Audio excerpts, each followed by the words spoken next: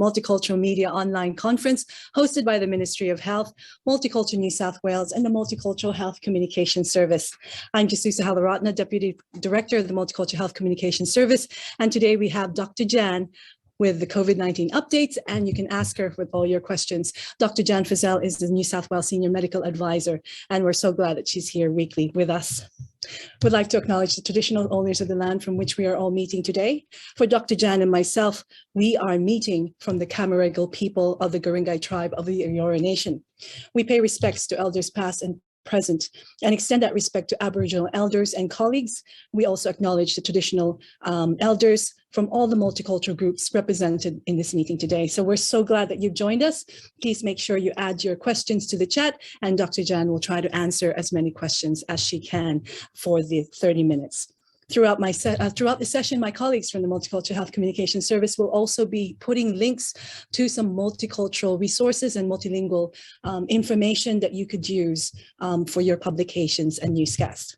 We also encourage you to please share your links onto the chat, and so that we can share that with people attending today. So let's start. Dr. Jan, how are you today? Well, thank you so much, Jess. And what updates do we have? We have about over 25,000 cases today. So we had just over 18,000 positive test results, with 10,300 positive rapid antigen tests and just under 8,000 positive PCR tests. We had 45,634 PCR tests performed in the 24 hours to 4 p.m. yesterday. We have had, of children aged 12 to 15, 83.3% have had a first dose of a COVID vaccine, 79.5% have received 2 doses. Of children aged 5 to 11, 49.8% have received a first dose and 31.5% have received 2 doses. And it's really important that we do keep getting those numbers up for children, because they are still at risk of significant illness. Of people aged 16 plus, 65% of people who are eligible to have had a 3rd dose of vaccine have taken up that opportunity. And again, we'd really ask that people do look into getting that booster dose, particularly with winter coming, particularly with flu coming, and particularly because so many of us have got important cultural events coming up in the next few days and weeks when family and friends gather together. So please do encourage people to get those booster doses and to get their kids vaccinated, so that we can reduce the impact that COVID has on our everyday lives. Thank you so much, Dr. Jan. And my mistake with that, with the cases, it's over 18,000. But Dr. Jan, there's some questions about from the community about the media reports that Commonwealth has suggested changes to the isolation of household contacts. What's the current requirement in New South Wales? So as of today, it's still the same as it's been for a little while. That is that if you're a case of COVID-19, you do need to isolate for 7 days. And so that means staying away from other people in your household, as well as not leaving the home. For household contacts, so they're the people who live under the same roof as you, they should also isolate for 7 days. If people in the household become cases during that isolation period, people only have to have isolated as a contact for a maximum of 7 days, but cases would restart their isolation period, so they would start their 7 days again. So it's really important that people who are contacts, who are able to leave even when there's still somebody with COVID in the house, that they do monitor their health carefully, and of course, if they find themselves feeling even slightly unwell, get tested. Thank you, Dr. Jan. A question about the TGA-approved boosters for the 5 to 11-year-olds. But the TAGI hasn't recommended this. What does this mean for parents in New South Wales? And can a child have a booster shot at their GP as well? So the Australian Technical Advisory Group on Immunisation are that group of paediatricians, immunologists, consumers, people who have expertise in vaccination. And they're the ones who have taken on that very difficult mantle of recommending to the Australian community what vaccine to have when. And I think this is a real proof of how careful ATAGI are with their guidance. Their information is that even though the shot might be safe and effective, that when we have a look at the degree of illness in children who are vaccinated, and that's really important, children who have had 2 doses of vaccine will have sufficient protection that they do not need a booster at this time. So even though a booster may be available, it's not needed in Australia at this time. So I think is the only group of children for which the recommendation is slightly different are children who have severe immunocompromise, and they should talk to their doctor about their own personal immunisation regime. I think it's a really good example of how just because something is available doesn't necessarily mean that our experts are going to recommend that we take it up. They're going to balance the risks and benefits really carefully. But what that does mean is that when those same experts do recommend that we have a dose, or that we have a booster, or that children have 2 doses, it's really important that we listen to them, because they are really looking at it from everyone's best interests at their heart. Thank you, Dr. Jan. Another question here, and again, just a reminder to please put your questions in the chat or any comments that you have. If people have had COVID recently, what are now the issues for them to consider to be clear for work? For example, what happens if they have been cleared to return to work, but their employer requires a negative RAT? So one of the things you will have is you will have an isolation text, a de-isolation text message from New South Wales Health, where we'll actually say, please do not ask this person to be tested in the next 12 weeks. And that's simply because we do know that some people can have bits of dead virus hanging around the back of their nose and throat that can give them a false positive result, even when they've got no live virus at the back of their throat. So our strong recommendation and message to employers is to not require people to test negative before returning to work. There are certain circumstances where household contacts, for example, may be asked to be having a test before they can go into work, particularly if they're under a critical worker exemption. And also there would be some really unusual cases, say, where everyone in a household had got COVID, say 10 weeks afterwards, and in which case we would suggest that if you develop symptoms while the rest of your family had COVID, that either you might call your GP to get a test that doesn't just test for COVID, but does also test at the same time for other respiratory viruses, or to get another COVID test, because we have seen some people get reinfected. Thank you, Dr. Jan. And probably for the most of the media, multicultural media online, there might be some questions about the variant, the Deltacron or the Deltacron. Is this a variant just where people have a simultaneous infection of Delta or Omicron, or is this a different one? So we have had people in New South Wales who've both been simultaneously infected with Delta and Omicron. And we have had some cases where people have had a combination of Delta and Omicron, but there's no suggestion that that has actually gone beyond that one individual. They've cleared that infection. What we are seeing, though, overseas is a combination of the Omicron BA1 and BA2, which has been called the XE variant. And that XE variant, we have seen one case now in New South Wales, and that's come in a return traveller, which is only to be expected if there's a variant or a strain or a sublineage out there that's becoming more prominent in a particular part of the world. And we've got people coming to Australia who've either visited or, live in that particular part of the world. We will see those new strains coming. And so that's why it's important that our labs are able to keep their whole genome sequencing capacity there, and there's new strategies being developed to make sure that we stay on top of what could be happening and how it's happening. Thank you, Dr. Jan. And as you can see in the chat, there's some links that's being sent through by our colleagues from the Multicultural Health Communication Service. Dr. Jan, if you are traveling overseas and you suddenly had COVID, and then you've been well for a week or two, can you travel? So yes, you can.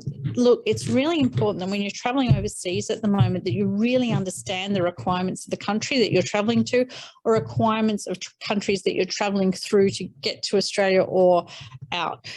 Different countries have got very, very different rules. So it's really important that if you do travel overseas and you do get COVID, you are able to come back again. You just need to have a clearance certificate saying that you've had that infection and that you've cleared it from a medical practitioner, whichever country you're in. Thank you, Dr. Jan. How the health system manages people with COVID has been changing throughout the pandemic. What happens now if you test positive to COVID? What type of care will you receive and who will receive it from? So for most people who test positive to COVID, particularly in a highly vaccinated population like we have in New South Wales, most people will be able to self-manage at home just with simple analgesics like paracetamol or ibuprofen, keeping their fluids up, maybe using an oral electrolyte solution like hydrolyte, or if they're feeling like they're getting dehydrated. So for most people, it can be an uncomfortable illness, I think is the best way to describe it from people who've recently had it that I know, but it has not been a dangerous illness. Now, there are groups of people who we know are at higher risk of COVID becoming a dangerous illness. Now, not all people in these groups will necessarily have a bad illness, but some are at higher risk of having that bad illness. People over the age of 65, people who are unvaccinated, people who are severely immunocompromised, and some people who've got a number of chronic health conditions. It's really important that you either reach out to your GP or reach into New South Wales Health if you have and register your RAT, or that you have your PCR done. And that means that we can connect you to early treatment. And that early treatment within 5 days of either a test positive or symptom onset can help prevent hospitalisation and death from COVID-19. So it's a really good level of protection. There's even some new medications that are now starting to be used. For example, the most severely immunocompromised transplant patients are now being offered a new medicine called Evershield, which can also help prevent COVID infection. So you'd still get vaccinated, but then you also have this other drug.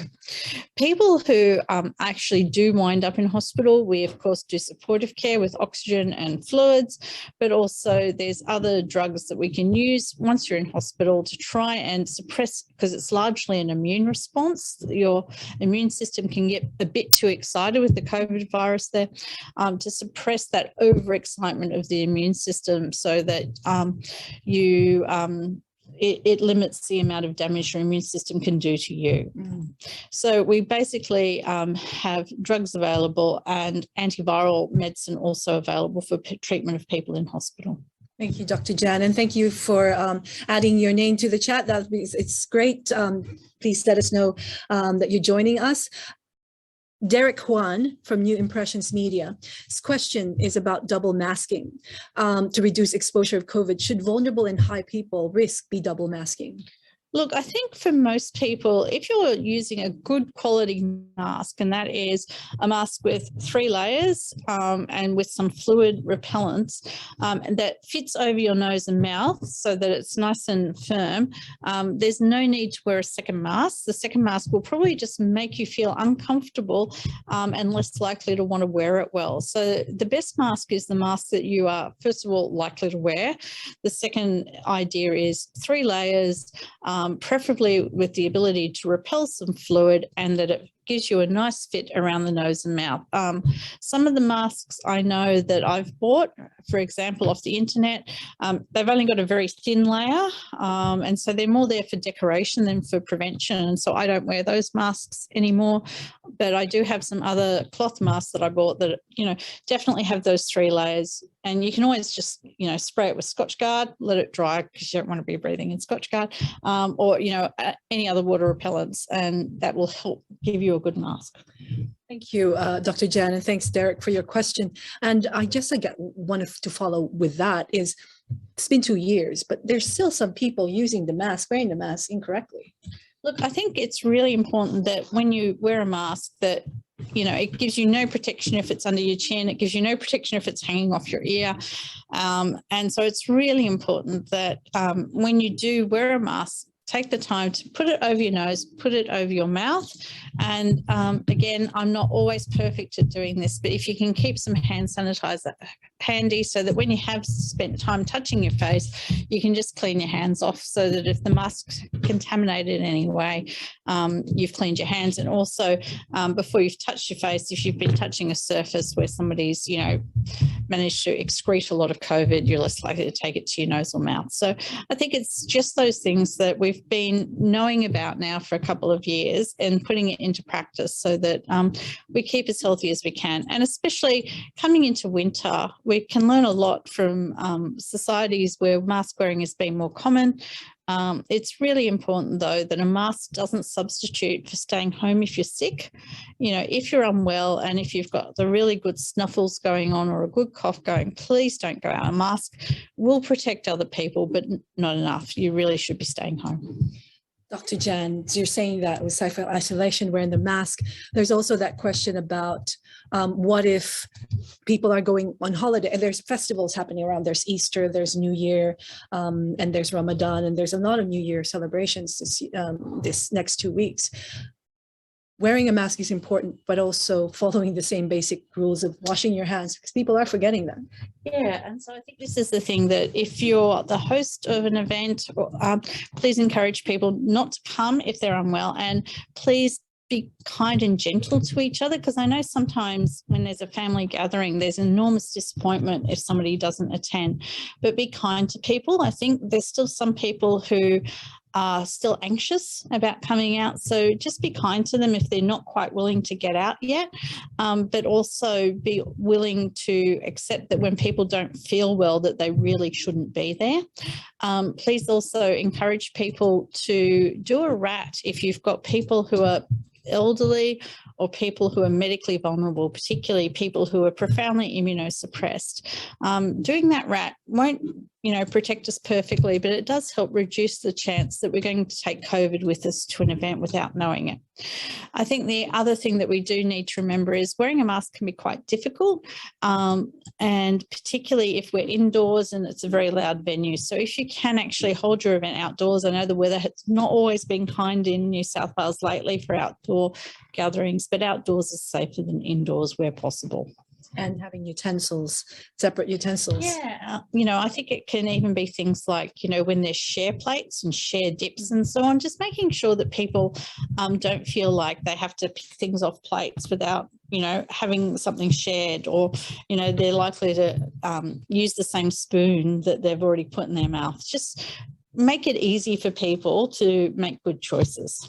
Thank you, Dr. Jan. A question here about concern of vaccines impacting on the child's future fertility. Plus, there's a community perception that COVID is a mild illness in children, and the usual confusion about vaccine recommendations internationally in comparison to Australian advice. Any comments on this? Look, unfortunately, our kids' hospitals are telling us that COVID is not always a mild illness in children. We have had children in intensive care, we have had children pass, and they were often fit, healthy, otherwise well kids.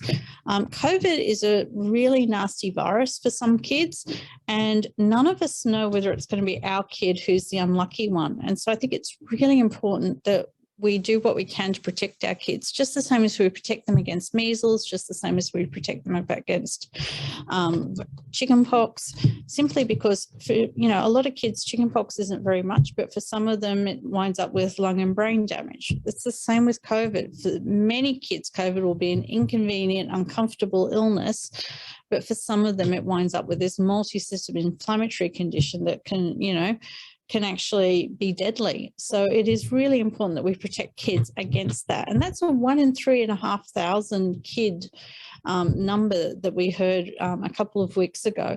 And I think that's really important to remember that, that's like 5 primary schools of kids. We'd lose one child once every child in those primary schools get COVID. It's just not worth thinking about that it could be yours.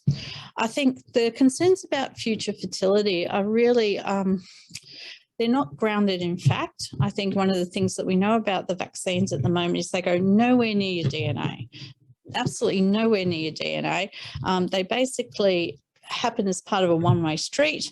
For a protein to be made, there's coding information in your DNA which goes outside of the bit where your DNA is into your cell cytoplasm, where it gets made, And that's where the vaccines make the spike protein, not in the middle of our cell where our DNA is. So I think it's really important that we don't listen to theories or ideas that actually have no grounding in fact, and that we actually do realise that one of the things that can really affect a child's future fertility is getting very, very profoundly sick as a very young person or as a teenager. So I think it's important that we remember that there are also real harms to the future of our kids if they get COVID. So important to listen to where the facts are, listen to where the evidence is, and there's no evidence that there will be an impact on fertility. And Dr. Jan, with that, with kids as well, having the vaccination is important for adults and children, because you may have mild symptoms, because that's, I think, what's happening right now is people thinking that they have mild symptoms, so they don't need the vaccination. They're hearing people are having mild symptoms, but there could be long-term effects. Absolutely. And I think countries like the UK, you know, perhaps telling us what we can see into our future here in Australia, which is where people who, even though they had not a particularly terrible bout of COVID, nothing to put them in hospital, but were feeling sick, they can still have a prolonged illness that can take them weeks or months to get over. And we're still learning about what that long illness looks like. And I think it's really important that vaccinations protects us against those long illnesses. And so, you know, instead of kids, I know so many of us were really worried about kids missing school, but kids with long COVID in the UK, for example, are too tired and too unwell to go to school. So I think by preventing them from getting that COVID infection, we can actually prevent them from getting the long COVID, which can disrupt their lives for a lot longer than just the COVID can. Plus, there's the added advantage that, you know, in some households where kids are vaccinated and parents are vaccinated, even if one child gets COVID, not everyone in the rest of the house necessarily will do. And also getting vaccinated and keeping the older members of the household to be safe. That's right. So as I say, you know, it's not perfect. I wish it was, but it does reduce a period of time that you're likely to transmit the virus, and it reduces the chance that you're going to have the virus at all. So it does reduce the impact that you could have, particularly if you're in a multi-generational household. I grew up in a household with my grandma, as well as my mum and dad, as well as us kids. And so if our kids brought something home, we could have easily given it to grandma, and we don't want to have kids bringing things home to give to grandma at the moment. Thank you, Dr. Jan. And a question here is, again, going back to the rapid antigen test and when they should be getting the PCR. Where's that balance? What's the difference? And when do you do the RAT and when do you do the PCR? So if you're normally pretty well and you've got symptoms of COVID and you know there's been COVID around you, which I think most of us would have to say is true at the moment in Sydney, and you get a positive RAT, register that RAT, do the questionnaire. But for most people who are not at risk of severe illness, that just helps us understand how COVID is working in our community. But for people who are at higher risk of severe illness, and you can have a look at our testing positive to COVID-19 fact sheet, that will help you get steered into treatment. And for some people, particularly younger people, some of those treatments can have side effects. And so what we want to do is to make sure you've got the most accurate tests possible. So say you're a young person with rheumatoid arthritis, you're on immunosuppressants, you're not feeling great, go and get a PCR, because that test result is more accurate than the RAT, and that will help guide you in your decision to have treatment or not. So I think it's really important that people get the most accurate test possible. Now, we're coming up to a long weekend. A lot of the testing clinics won't have long opening hours, in which case do the RAT. But if you're unwell and everyone around you seems to have COVID, do the test again the following day if there's no PCR available to you readily. A few of the members who are participating in this online session right now, I know for a fact that some of them have had COVID and had mild symptoms. How careful she should be if you have had COVID and the risk of getting it again? Yeah, and the first year that COVID was around, we had these great hopes that once you'd had COVID or once you were vaccinated, that was done. You weren't going to be in trouble again. But what we've seen is, even with Omicron, we've seen people, particularly who were infected either in the August, September Delta wave, or even some of the people in the December, January Omicron wave. We're starting to see reinfections in those people. And whilst many people will have not a particularly bad illness, some of them are actually getting seriously ill. So I think it's really important that people get vaccinated, because even though there was the hope, I've had it, therefore I'm immune forever, that's absolutely not the case. So this being vaccinated seems to give you better protection without the risks of long COVID and other things. So that's why it's a good idea to avoid COVID and not just go for natural immunity. And the hybrid immunity of having been exposed and being vaccinated is helpful. But because the amount of immunity that you will get from your own COVID infection varies significantly from person to person, best to get vaccinated, because that way you get a trusted level of immunity from being vaccinated. Dr. Jan, there's been questions about having, they get vaccinated, then they also take the rat test, and they've had 3 rats and come back positive, but their PCR test comes back negative. So again, the question is, what's going on around you? So if you're some members of my family who are working from home, don't have kids at home, and basically go nowhere, if that was their situation, I'd probably say, well, just get the PCR done again, especially if they've got symptoms. If it was somebody else who had other members of their family who were all symptomatic and testing negative on rats and negative on PCR, and I was the only one testing positive, I'd be really interested about knowing about that rat test, but I'd probably say it's unlikely that you've got COVID. If you're ever confused about that, it's a good idea to talk to your GP, because your GP can also order the test that actually looks for the other viruses apart from COVID, and that'll help give you some peace of mind, because what you might find is that other people in your household have got COVID, but you've actually got RSV or you've actually got flu, because you can sometimes be unlucky. We've got individuals who've been unlucky enough to have both Delta and Omicron at the same time. And we know that people, again, we've seen some people around the world who've had both COVID and flu at the same time. So it's possible to have more than one infection in your household at the same time. Yes, and you've talked about the flu, and that's the second booster. Having the winter booster shot is important. Yeah, so the winter booster shot will protect you if you've got, if you're more vulnerable to COVID, but it won't cover you against the flu. So it's really important that all of us this year do go and get the flu vaccine, particularly important for under 5s, because unlike COVID, flu can be a particularly lethal infection in under 5-year-olds. So really important, young people. Adults with chronic illnesses and older Australians all should get vaccinated against influenza. We're not sure what this year's flu season is going to be like. It could be really bad, it could be average, it could be better than average. But what we do know is that winter, especially when we've had the weather like we've had, where we're all closed in because the weather's been so bad, it's really important that we are as protected as we possibly can be going into the winter flu season, and that influenza vaccination, which is starting to be available at GPs, available at pharmacies, it's really important to take up. Thank you, Dr. Jan. A question from Derek. Question about the surface transmission. How long could Omicron or any other new variants last on surfaces? For that to do, people need to deep clean their groceries. Look, really, the best thing you can do is just clean your hands, because the surfaces are always going to be there. With groceries, it's really unlikely that someone's going to sort of stood there and been able to put out enough COVID on your groceries that you're going to wind up with a problem. But the key thing is that if we just remember to wash our hands before we eat, wash our hands, before we put our mask on, keep some hand sanitizer with you. I know I don't always manage to do it, but I wish I was as good as I'm asking you to be, but it's a really good idea just to have that hand sanitizer in your bag, so that if you go, okay, yeah, I don't like where my hands have been, particularly, you know, for me when I've come off the train, because I've touched all the different seats, all the different rails, all of that sort of thing. If I'm coming down to my desk to sit down to have a cup of coffee, I really want to have cleaned my hands before I'm putting my hands anywhere near my face or my mask when I take it off. Yes, because there's that been in the issue about deep cleaning, isn't it, in the past?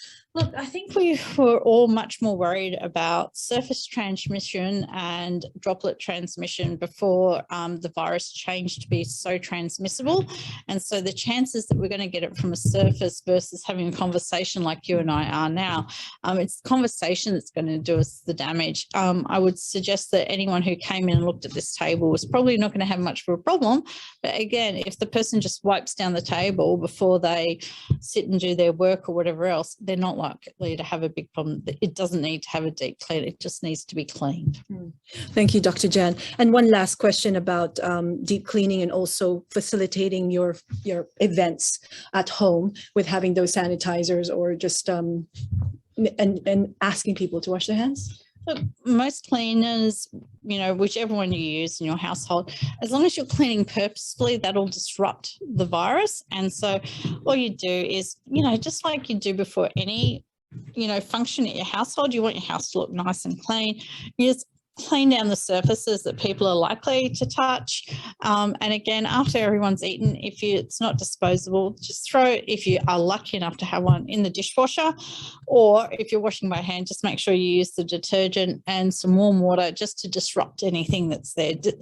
Viruses have got a fat outer layer, and so when we use a detergent, it disrupts that outer layer, so it can help get rid of it. And that's why soap and water works as well as antiseptic and water, because it's how well we do it that matters, not that we've just done it. So, you know, if you're cleaning after a function, just, you know, clean your hands before you start, clean things down, and then just clean your hands at the end. You don't have to wear special gloves, you don't have to wear special masks, just, you know, keep things as normal as possible, but just be thorough and purposeful in how we do it.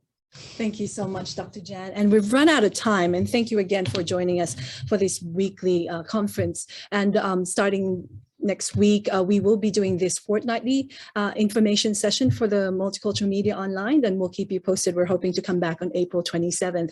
But Dr. Jan, any last words for the participants today? Look, I think one of the biggest things is, it's for a lot of us, it's the first time we're getting to get together as a community over the next few days. And so please enjoy it. Help each other, be kind to each other, look out for people who might be struggling and see if you just do need to reach out a little bit further. Look for the people who might be missing that you would have expected to see, and just try and make that connection, because a lot of people have lost their social connections over the pandemic. And so it's really important that we start rebuilding those social ties and getting people back into the swing of being out and about, and be kind to them and gentle with them as they go. Thank you so much, Dr. Jan. Dr. Jan Fizzell, Senior Medical Advisor, New South Wales Health. And the recording of this briefing is available and will be available on the New South Wales Multicultural Health Service website, and also on our channels. That's Facebook, Twitter, LinkedIn, and Instagram. Many communities are commemorating several festivals during this week. And next week, of course, there's Ramadan, the Sinhala and Tamil New Year, the Songkran New Year Festival, and Easter celebrations. So we hope that you take care, stay safe, and we'll catch you next time.